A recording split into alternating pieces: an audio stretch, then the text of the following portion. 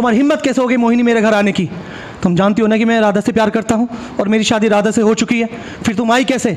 चली जाओ यहाँ से और आज के बाद मेरे घर आने की कोई ज़रूरत नहीं है, समझी?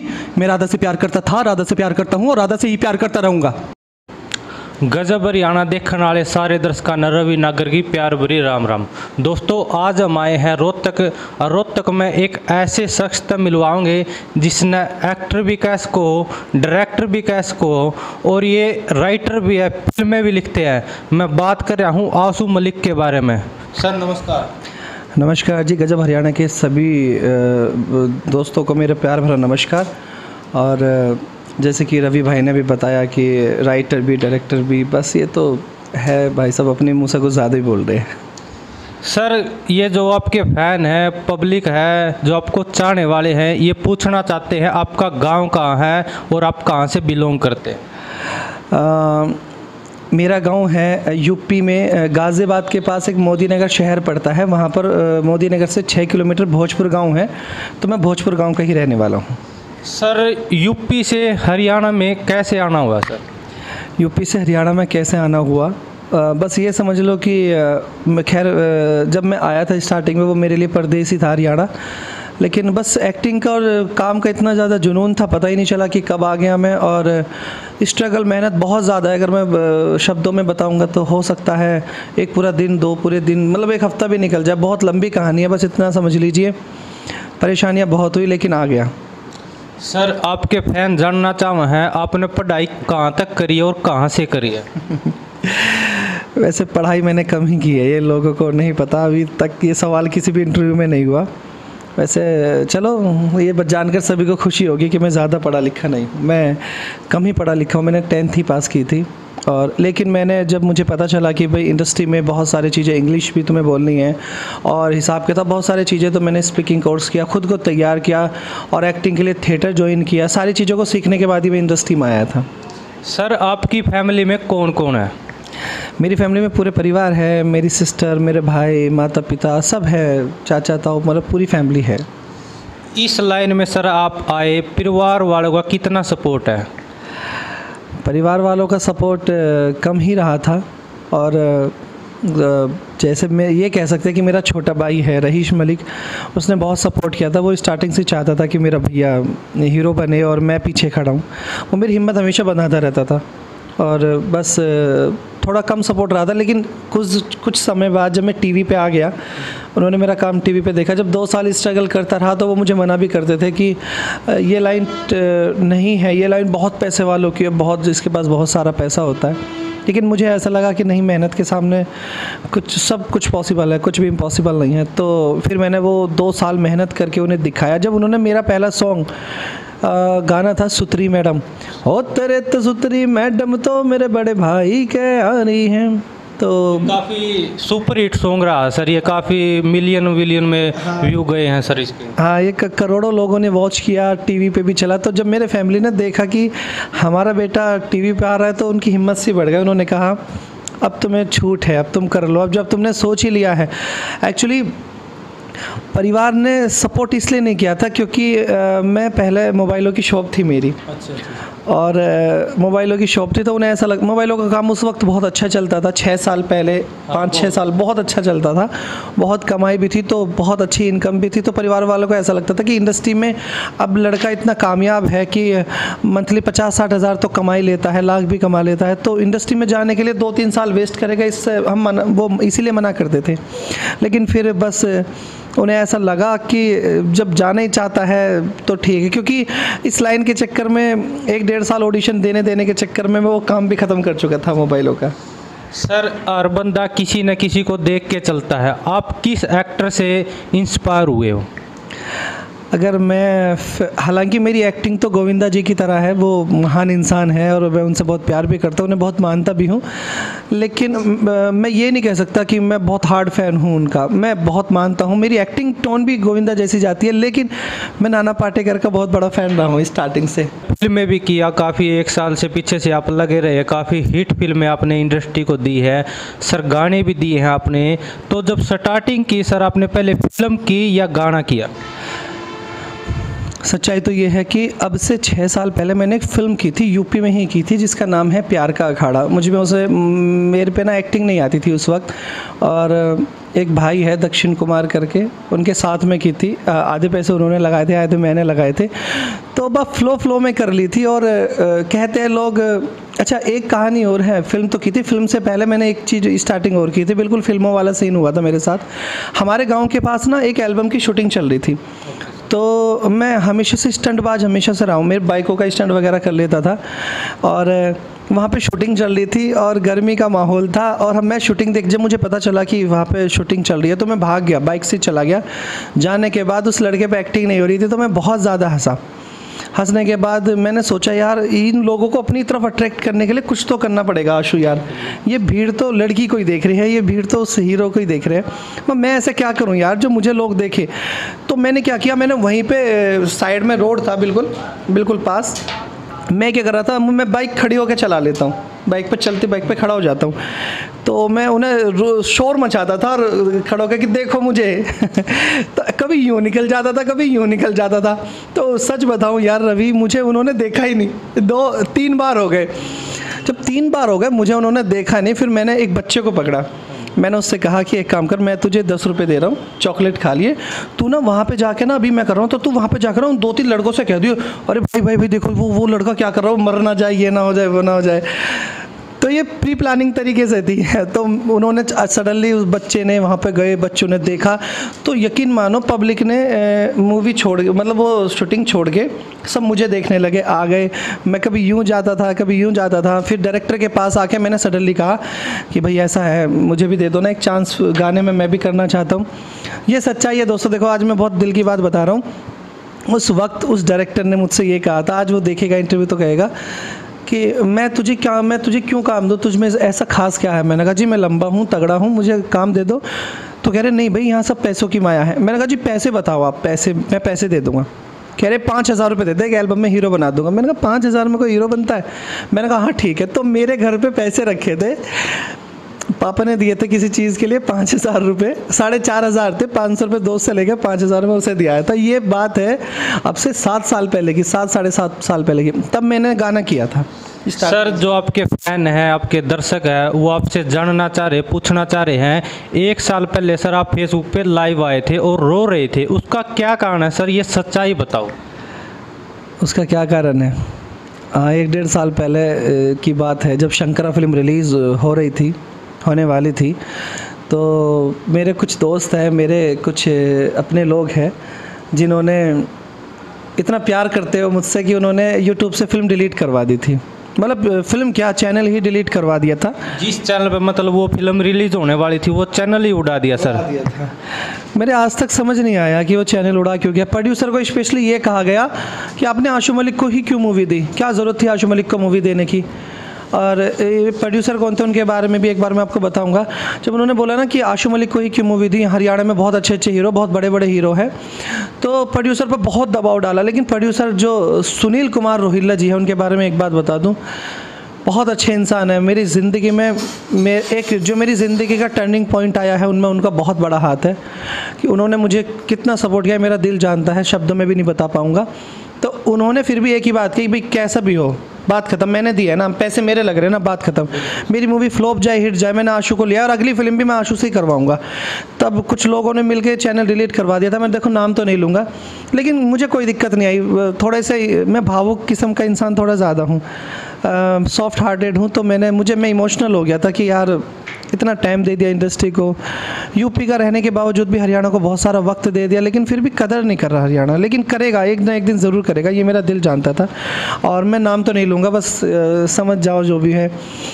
मेरे हीरो बनने से किसको परेशानी हो सकती है यार, किसको नहीं, वही होगा बस, जो भी जिसको परेशानी हो सकती है। सर अब तक आपने काफ़ी हिट फिल्म दी है, और ये जो आप जिस मूवी को आप आने से पहले जिसमें रो रहे थे, वो शंकरा फिल्म थी, वो मैंने भी देखी है, काफ़ी अच्छी मूवी है। सर आने वाले आपके कौन कौन से प्रोजेक्ट हैं जो अभी आएंगे? देखो जो आ चुके हैं वो तो मैं बता देता हूँ, शंकरा, जुनून इश्क, मेहंदी तेरे नाम की, और ये तो मेहंदी तेरे नाम की सर, ये 5 दिन पहले मैंने भी देखी है, काफ़ी अच्छी फिल्म है सर, एक्टिंग लाजवाब है सर आपकी। मेहंदी तेरे नाम की बात करें तो 5 दिन पहले सिनेफ्लिक्स पे वो रिलीज़ हुई है। उस मूवी की जितनी तारीफ करूँ उतनी कम है। मैं खुद भी देख कर रो पड़ा था जब हम डबिंग कर रहे थे उसकी, मैं खुद भी रो पड़ा था कि यार कि क्या चीज़ बना दी। मतलब बहुत अच्छी फिल्म है मेहंदी तेरे नाम की, आप लोग ज़रूर देखिएगा। सिनेफ्लिक्स यूट्यूब चैनल पे है वो, और आशु मलिक मूवीज़ डाल के भी चेक कर सकते हैं। उसमें मेरे साथ बहुत बहुत अच्छे अच्छे कलाकार हैं। तो एक फ़िल्म मुझे साजन के घर जाना है, ये 4 फिल्में तो अब तक मेरी रिलीज़ हो चुकी है। उससे पहले भी मेरी कुछ फिल्में हो चुकी है, जैसे प्यार का अखाड़ा, माटी मेरे गाँव की, वो बहुत वक्त पहले की है, सालों पहले की।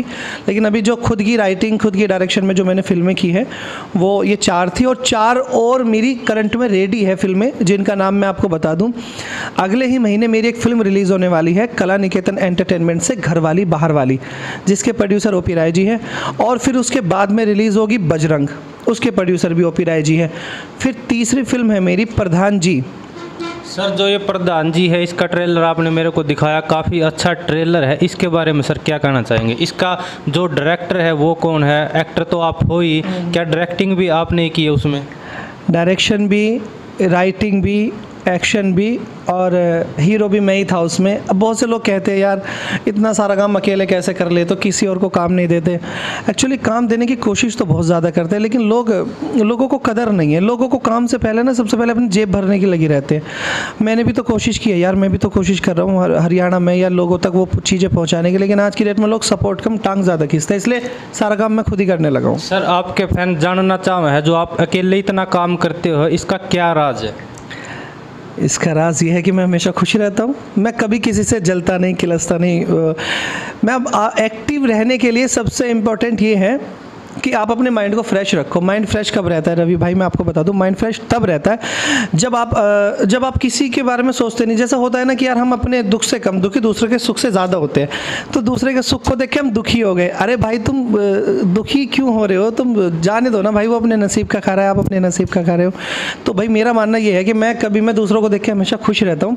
मैं हमेशा खुश रहता हूँ, इसी वजह से मैं बहुत ज़्यादा एक्टिव रहता हूँ, और उसी एक्टिव रहने की वजह से मैं खुद राइटिंग करता हूँ, फिल्में खुद ही डायरेक्शन करता हूँ। अब तो एक्शन भी मैं खुद ही करने लगा हूँ, और बहुत सारी चीज़ें मैं खुद ही करता हूँ। और एक फिल्म, मैं आपको एक फिल्म का तो टाइटल बताना रह गया, लल्लू की लव स्टोरी। सर ये काफ़ी ज़्यादा प्रचलित टाइटल हो गया, ये मैंने भी सुना, काफ़ी ट्रेंड कर रहा आज के टाइम में सर ये टाइटल, लल्लू की लव स्टोरी। इसका क्या कहना सर? इसका ये कहना है, ये एक मतलब ये एक देहात से जुड़ी हुई फिल्म है, लल्लू की लव स्टोरी। मैं क्या कर रहा था, बस अचानक ही मेरे माइंड में ना, बस मुझे एक मेरे दोस्त ने कहा यार आशु, अब मैंने बाल ऐसे ही बखेर लिए थे नहाने के बाद, वो नहीं कहते, तो मेरे एक दोस्त ने मुझसे बोला बिल्कुल लल्लू लग रहे हो यार। मैंने कहा यार लल्लू लग रहा हूँ यार, तुमने तो अच्छा हिंट दे दिया, ये तो टाइटल मिल गया सर। मैंने कहा लल्लू क्या मतलब, सोच अगर हम लल्लू की लव स्टोरी एक फिल्म बनाते तो कैसा रहेगा। अब यार लल्लू की लव स्टोरी कैसे बनाए, तो बनाए क्या। मैं एक दिन रात भर सोचता रहा, फिर मैंने सोचा, फिर मेरे माइंड में एक बात आई कि एक लल्लू है, लल्लू की लैला, यानी लल्लू को अपनी लैला की तलाश है। वो पूरे गांव का एक ही बात चिल्लाता रहता है कि बेटा जब हमारी लैला आएगी ना, जब लल्लू की लैला आएगी तो पूरा गांव देखेगा। वो इत्तेफाक से ऐसा होता है कि बेचारे की उसकी ख्वाहिश होती है हीरोइन से शादी करने की, हो जाती है कि नचनिया से उसकी शादी, फिर पूरा गांव ही देखता है उस नचनिया को, उसके लटके झटके तो मतलब उसकी फिर बेइज्जती हो जाती है गाँव में।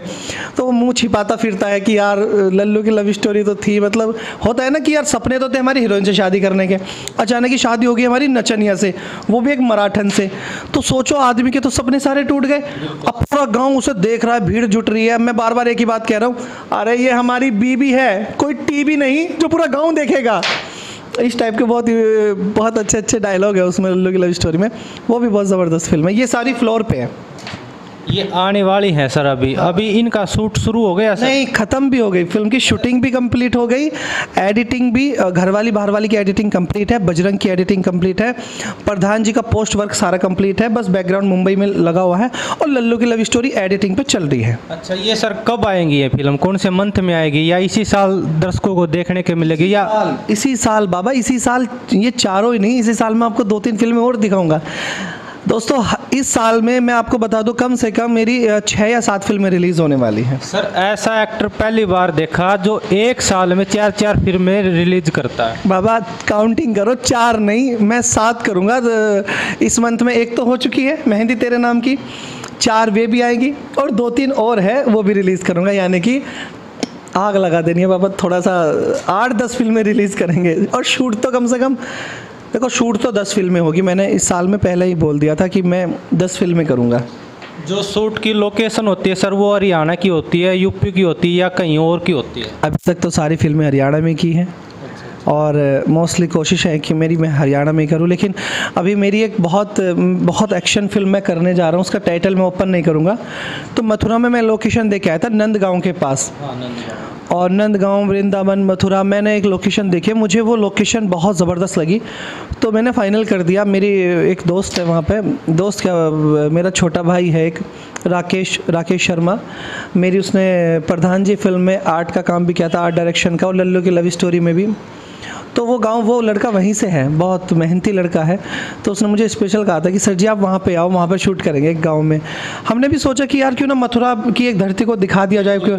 तो वहाँ पर ना एक मंदिर था, शनिदेव का मंदिर था और किशन जी के मंदिर थे। मतलब मंदिर तो आपको पता है मथुरा है तो मंदिर तो बहुत हो। सर मंदिरों का ही भरा पड़ा है, यूपी तो पूरा मंदिरों का है, राम जन्मभूमि है सर, सब कुछ है मथुरा में। तो मैं भी बस यही सोच रहा हूँ कि मथुरा में ऐसी जगह क्यों ना एक फ़िल्म की जाए। तो मैं मंदिर के ऊपर एक फ़िल्म बनाने जा रहा हूँ, बहुत जल्द उसकी शूटिंग स्टार्ट होगी। आपको भी बुलाया जाएगा, आप भी आना वहाँ पर। बिल्कुल सर, आप इनवाइट करना, हम आएंगे, आपकी लोकेशन दिखाएंगे, शूटिंग दिखाएंगे, कैसे एक फ़िल्म तैयार होती, कितनी मेहनत लगती है एक फिल्म बनाने में। सर मैंने काफ़ी बार देखा है इंस्टाग्राम पर भी, फेसबुक पर भी, यूट्यूब पर भी आपके साथ हर 3-4 महीने में कंट्रोवर्सी होती रहती। इसका मेन कारण क्या है सर, ये अपने फैन को ज़रूर बताएं। मेन कारण क्या है, वैसे 3-4 महीने में नहीं, हर महीने कंट्रोवर्सी होती रहती है मेरे साथ। और मेन कारण बहुत ज़्यादा स्पेशल नहीं है, बस ये समझ लीजिए कि मैं बहुत सारा काम अकेला कर लेता हूँ जो सभी लोग नहीं कर पाते। और यही एक वजह है कंट्रोवर्सी की। मुझसे बहुत सारे लोग कहते हैं कि यार अकेले अकेले डायरेक्टर बनते रहते हो, हमारा क्या होगा, अकेले अकेले राइटर बनते रहते हो, हमारा क्या होगा। भाई मैं आप लोगों के पास गया था, मैंने आपसे बोला था कि मेरी फिल्म राइटिंग कर दो, लेकिन आपने बहुत ज़्यादा डिमांड रख दी थी। अब एक जो स्टार्टिंग कर रहा है बंदा, वो आपकी डिमांड पे नहीं कर पाएगा ना भाई, वो सारी मैनेज नहीं कर पाएगा। और आपने जो डायरेक्टर है, मैंने उनसे भी बोला था, वो नहीं कर पाए। तो अब आप कंट्रोवर्सी करते रहो, मैं तो अकेला हूँ बाबा, और मेरे साथ पूरा हरियाणा है, पूरा यूपी है, सब लोग, और मैं अकेला ही, मैंने यहाँ तक आया हूँ और अकेला ही मैं आगे जाऊँगा, मेरा फाइनल सोचना है। सर जैसे आजकल हरियाणा में ये सॉन्ग का दौर है सर, और आप फिल्में कर रहे हैं, इसका क्या कारण है सर? फिल्में, क्योंकि हरियाणा के लोग फिल्में कम देखते हैं और गानों की तरफ ज़्यादा चल रहे हैं सर, तो आपने फिल्में क्यों चुनी सर? हरियाणा में सिर्फ गाने नहीं, वो आजकल वेब सीरीज और चलती है, उन्हें भी लोग बहुत ज़्यादा देखते हैं। हरियाणा में गाने और वेब सीरीज ज़्यादा चलती है। तो बाबा मैं इसका बस एक ही बात कहूँगा, कब तक हरियाणा सिर्फ गाने और वेब सीरीज ही देखेगा यार? फिल्में तो देखो, सिनेमा लास्ट है, स्टार्टिंग हमारी एल्बम से होती है, लेकिन सिनेमा हमारा लास्ट है। तो हरियाणा फिर सिनेमा तक क्यों नहीं पहुंच रहा? क्यों कोई कोशिश नहीं कर रहे? हरियाणा में इतने बड़े बड़े आर्टिस्ट हैं, इतने बड़े बड़े लोगों ने हिट सॉन्ग दे रखे हैं। मैं तो अभी छोटा सा आर्टिस्ट हूँ, मैंने तो अभी स्टार्टिंग की है, मैं अपने बारे में ज़्यादा नहीं कहूँगा। तो कोई ना कोई तो जिम्मा उठाएगा। तो जब किसी ने जिम्मा, और कोशिश कर भी रहे बहुत सारे लोग, लेकिन कोशिश क्या कर रहे हैं, एक फिल्म कर रहे बैठ रहे, एक फिल्म कर रहे बैठ रहे।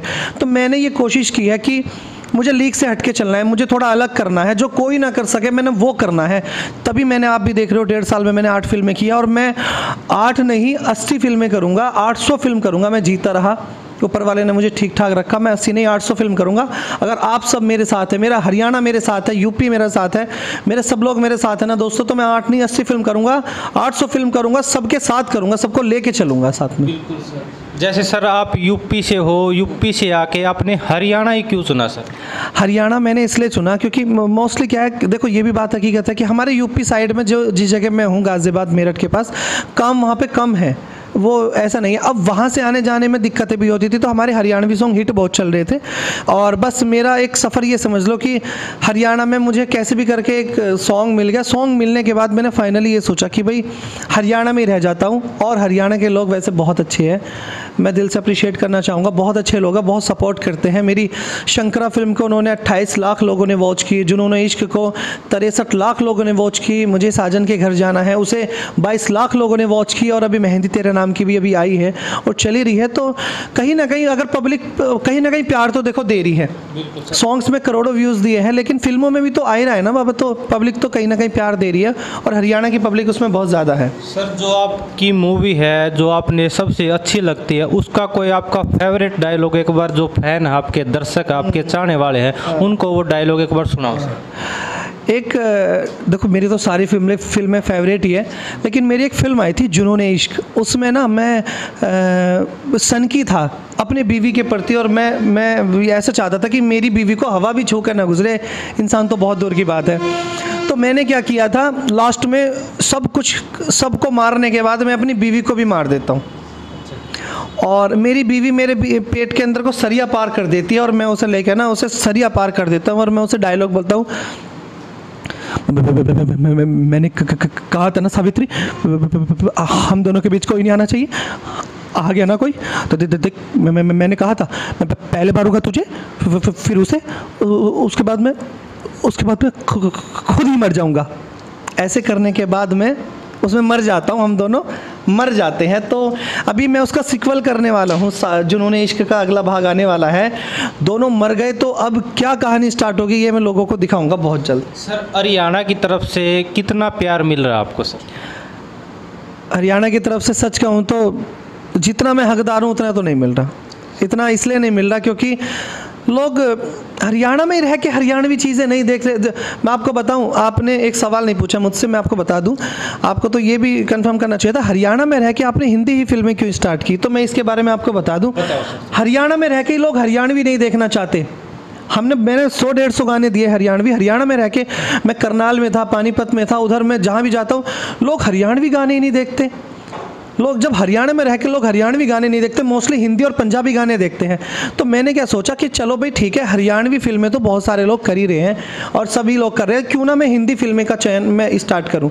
हरियाणा आज भी, सच बता रहा हूँ, बहुत सारे लोगों को हो सकता है शायद बुरा लग जाए, आज भी हरियाणा वेब सीरीज जो अपने, हम उन्हें नाटक भी बोल सकते हैं, हालांकि मैं किसी का काम को छोटा बड़ा नहीं बोलता, सब काम बहुत अच्छा कर रहे हैं, हम उन्हें नाटक भी बोल सकते हैं। आज भी हरियाणा की पब्लिक उसी में खुश है, वेब सीरीज में और गानों में खुश है। लेकिन मैं सेटिस्फाई नहीं था एज ए आर्टिस्ट। मैं बता दूं भाई, मैं सेटिस्फाई नहीं था, मुझे मूवी करनी थी और अपनी बॉलीवुड को अपने हरियाणा में लेके आना चाहिए था।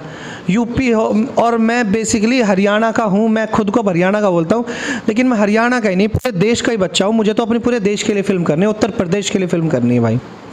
सर, जो आपके फ़ैन है, दर्शक, वो जानना चाह रहे आपकी मंथली इनकम कितनी हो जाती है सर?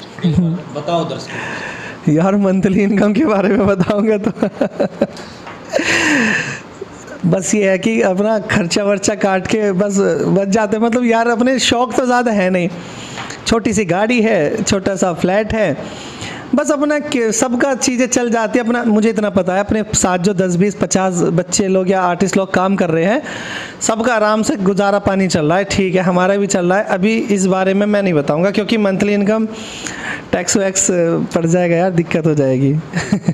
सर, काफ़ी बार हमने देखा जो बड़े बड़े लाइव शो है, आपको एक ही 2 शो में सर देखा, ऐसा भेदभाव क्यों सर?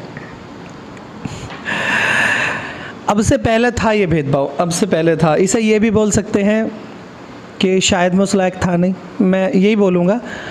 देखो, स्टेज पे क्या चाहिए, स्टेज पे बोलने वाला इंसान चाहिए, अच्छा डांसर चाहिए। मैं डांसर भी बहुत अच्छा था क्योंकि मैं कोरियोग्राफर भी हूँ और बोलने वाला भी मैं अच्छा ही हूँ और हर चीज़ को लेके मैं परफेक्ट था। लेकिन मैं ये कह सकता हूँ कि एक तो मैं यूपी से हूँ, लोगों को ऐसा लगता है कि यूपी का लड़का आज हम स्टेज पे खड़ा क्यों कर दें।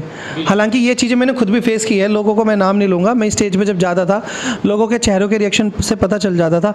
आज भी इस मंथ में मेरे पास 5-6 शो है और मैं जाऊँगा भी, लेकिन अब से पहले जो शोज़ बाबा कुछ 1-2 मैं भी टाइम पर जा नहीं पाया क्योंकि जब मूवी की शूटिंग चलती रहती थी, शोज़ जब मिलते थे। लेकिन लोगों को ऐसा लगता था यार नहीं यार इसको नहीं बुलाते, यूपी का रहने वाला है, हम अपने हरियाणा वालों को बुलाएंगे। लेकिन आज लोगों ने एक्सेप्ट कर लिया कि यार यूपी का बेशक हो लेकिन काम हरियाणा में कर रहा है। तो शोज़ भी मेरे पास बहुत है, मेरे पास मूवीज़ भी बहुत है, और काम तो ऊपर वाले का शुक्र है इतना है कि पूरे साल भी फ्री नहीं हूँ, इतना काम अभी भी मेरे पास है। बिल्कुल सर, एक लास्ट क्वेश्चन है सर, क्या आपकी शादी हो गई है? जी हाँ, मेरी शादी हो चुकी है। और अब ये मत पूछना किससे, मैं खुद बता देता हूँ। बताओ। मेरी शादी हो चुकी है, मैं जिससे मेरी शादी हुई है मैं उससे बहुत प्यार करता हूँ और ज़िंदगी भर मैं उसी से प्यार करता रहूँगा। ये सस्पेंस है, अब किससे पूछोगे तो बता देता हूँ। मैं अपने काम से ही शादी कर चुका हूँ, अपनी फिल्म लाइन से शादी कर चुका हूँ और मैं अपनी फिल्म लाइन से बहुत प्यार करता हूँ और इसी में जीना, इसी में मरना। अब जो इसी में मेरे साथ मेरी टीम है वही मेरे बच्चे हैं और मेरे साथ जो लोग हैं जैसे दादा दादी सब मेरा परिवार है, मैं इसी में खुश हूँ और अब तो पूरी ज़िंदगी इसी में देना है बाबा। आपके कहने का मतलब सर ये है आपकी शादी नहीं हुई? नहीं हुई, अभी नहीं हुई। सर कोई गर्लफ्रेंड आपकी?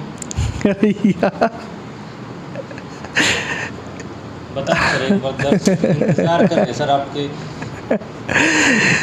बाबा गर्लफ्रेंड तो वो होती है ना, जैसे कि गर्ल मतलब दोस्त, जो लड़की दोस्त होती है वो तो पूरे हरियाणा की सारी लड़कियां मेरी गर्लफ्रेंड भी कोई सर पर्सनल होती है? नहीं, अभी मेरी कोई पर्सनल नहीं है। और हाँ, मेरी बॉन्डिंग बहुत अच्छी है, कुछ हीरोइनों से मोस्टली रही है, बहुत सारी हीरोइनों से रही है मेरी बॉन्डिंग, जिसके साथ साथ भी मैंने रेगुलर वर्क किया है उनसे मेरी बहुत अच्छी बॉन्डिंग रही है। स्पेशली जो आज के वक्त में मेरी बहुत अच्छी बॉन्डिंग है, मेरी बहुत अच्छी दोस्त है, मैं गर्लफ्रेंड नहीं कहूँगा उन्हें, मेरी बहुत अच्छी दोस्त है जिससे हम अपना दुख सुख भी शेयर कर लेते हैं। लोग ये कहते हैं कि गर्लफ्रेंड से गलत ही रिश्ता होता है, बाबा ये जो जिससे दुख सुख शेयर कर लिए समझो वो भी गर्लफ्रेंड ही है, अलग रिश्ता नहीं होता। तो राधा सिंह जी है मेरे साथ रेगुलर पर्टिकुलर काम कर रही हैं, वे 8 फिल्मों में अभी हमने साथ में काम किया है, तो मेरी उनकी बॉन्डिंग अच्छी है। और भी मेरी बहुत अच्छी फ्रेंड है और क्लियर कह दूँ तो हरियाणा में जितनी भी सारी है कह सकते हैं सब मेरी गर्लफ्रेंड है, अच्छी वाली गर्लफ्रेंड यानी लड़की दोस्त। ये सर जो हरियाणा के अंदर है कोई ऐसा जो आपको एक्टर अच्छा लगता हो, कोई डायरेक्टर हो जिसको आप सबसे ज़्यादा हरियाणा के अंदर पसंद करते हैं, कोई सिंगर हो, कोई राइटर हो, कौन है सर वो? यार एक को कहूँगा तो दूसरा बुरा मान जाएगा, जबकि सच्चाई ये है कि भाई जो सबसे अच्छा डायरेक्टर है मेरी नज़रों में वो आशु मलिक है हरियाणा में, जो सबसे अच्छा एक्टर है वो आशु मलिक है, जो सबसे अच्छा राइटर है वो आशु मलिक है। मैं अपने काम को बहुत पसंद करता हूँ, अपने काम से बहुत प्यार करता हूँ, बस यहीं पे बात ख़त्म हो जाती है। मैं किसी भी आर्टिस्ट का नाम नहीं ले सकता, अपने अलावा भी मुझे मैं ही बेस्ट लगता हूँ, बस किसी और के बारे में क्या कहूँ। सभी बाबा सभी बहुत अच्छे हैं, जितने भी आर्टिस्ट हैं बहुत अच्छा काम कर रहे हैं, मेरे दिल से सैल्यूट है सबको, सब एक से खट के काम कर रहे हैं, नाम एक एक का गिनवाऊंगा तो शाम हो जाएगी। सभी सीनियर आर्टिस्ट मैं दिल से रिस्पेक्ट करता हूँ, बहुत अच्छे हैं, बहुत अच्छा काम कर रहे हैं। आप अच्छा काम कीजिए, मैं भी आपके साथ हूँ, आपके पीछे पीछे आ रहा हूँ। आज कहीं ना कहीं स्टारों में मेरी भी थोड़ी बहुत गिनती आ जाती है, चाहे वो सबसे लास्ट में क्यों ना हो, लेकिन आ जाती है। मैं इस बात से भी बहुत खुश हूँ, सुपरस्टार ना सही स्टार ही सही। सर जो आपके फ़ैन हैं, आपको ये दर्शक है जो आपके चाहने वाले हैं, और जो आपकी फ़िल्म आई है 5 दिन पहले मेहंदी तेरे नाम, उसका कोई डायलॉग आप दर्शकों को सुनाएं। उसका एक डायलॉग था कि मोस्टली जब दूसरी 2 हीरोइन है इसमें और एक हीरोइन राधा से मेरी शादी हो चुकी है और वो आगे ज़बरदस्ती राधा के हाथों को छीन के कहती है कि ये मेहंदी किसी काम की है ही नहीं, ये मेहंदी तू मिटा दे, मैं ही कृष्णा से शादी करना चाहती हूँ और मैं ही उससे प्यार करती हूँ। तो फिर मैं वो राधा के बाल पकड़ लेती हूँ और मैं उससे एक ही बाल, मुझे जब आते ही मैं देखता हूँ मुझे बहुत गुस्सा आता है, मैं आता उसमें थप्पड़ मारता हूँ और थप्पड़ मार के एक ही बात कहता हूँ, तुम्हारी हिम्मत कैसे होगी मोहिनी मेरे घर आने की? तुम जानती हो ना कि मैं राधा से प्यार करता हूँ और मेरी शादी राधा से हो चुकी है, फिर तुम आई कैसे? चली जाओ यहाँ से और आज के बाद मेरे घर आने की कोई ज़रूरत नहीं, समझी? मैं राधा से प्यार करता था, राधा से प्यार करता हूँ और राधा से ही प्यार करता रहूँगा। ये डायलॉग था उसका। बहुत अच्छा डायलॉग है सर, काफ़ी अच्छा लगा हमें सुन के और देखकर, बहुत अच्छा। Thank you so much. और क्या है कि बस बोल लेते हैं बाबा थोड़ा बहुत, और पब्लिक का प्यार है जो यहाँ तक लेकर आया। और ख़ासकर मैं एक बात और कहना चाहूँगा कि मेरा एक, जैसे कि मैंने भी राकेश शर्मा के बारे में बताया था, जो लड़का मेरे साथ रहता है, मैं एक बार उसे भी बुलाना चाहूँगा। बिल्कुल। और मैं चाहूँगा कि आप थोड़ी सी 2 बातें उनसे भी पूछे। राकेश एक बार इधर आओ। राम राम जी।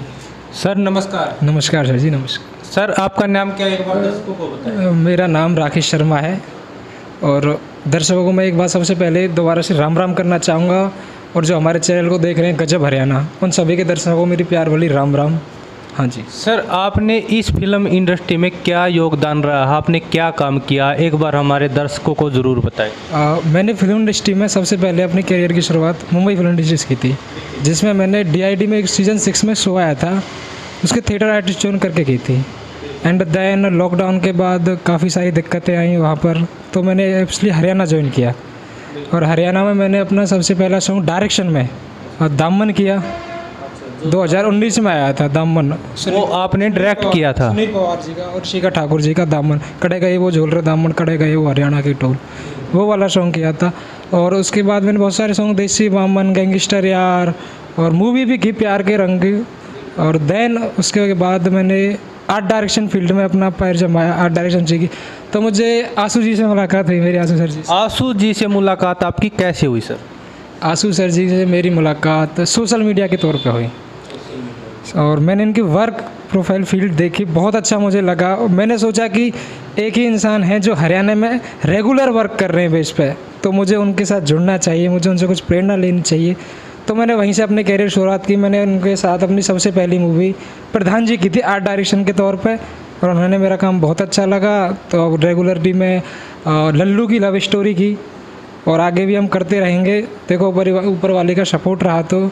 और बेसिकली मेरा तो आर्ट डायरेक्शन, और डायरेक्शन साथ साथ मैं एज एडिटर भी बनना चाहता हूँ, और देखते हैं क्या सहयोग रहता है। आने वाले आपके कौन कौन से प्रोजेक्ट हैं जिनमें आपने काम कर रखा है, एक बार दर्शकों को ज़रूर बताएं। मैंने जो प्रोजेक्ट हैं